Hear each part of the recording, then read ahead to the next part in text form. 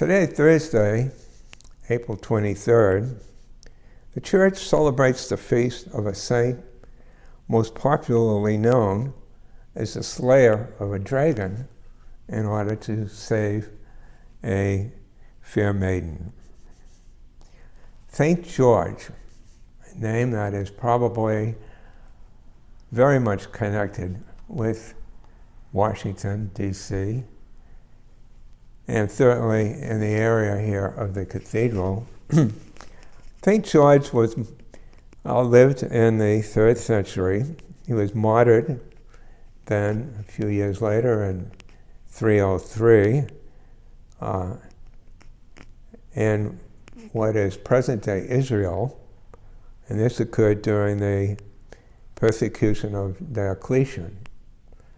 But over the centuries, George's fame and stories about him grew. During the Middle Ages, and then right on up to the time of the Crusades, when King Richard of England sought his protection in battle over in the Holy Land.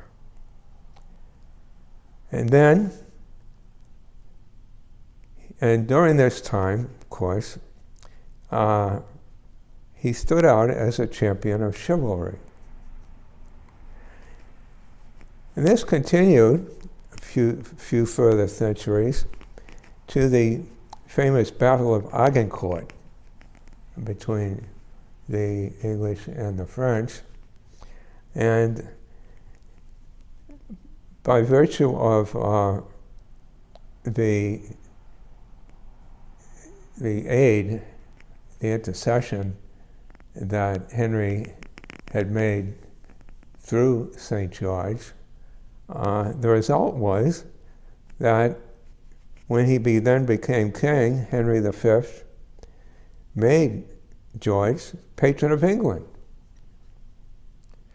And this is a patronage that has continued very much over in England during the centuries.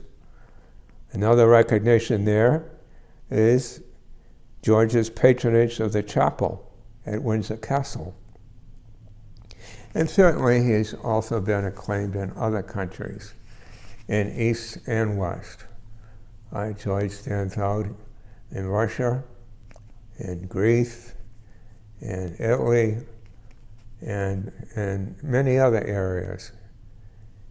And several of the British rulers, as we well know, going back to good King George III, several of the British rulers assumed his name, which in turn led to his relationship in, as I pointed out earlier, our neighborhood here in the district, and certainly in the Georgetown area.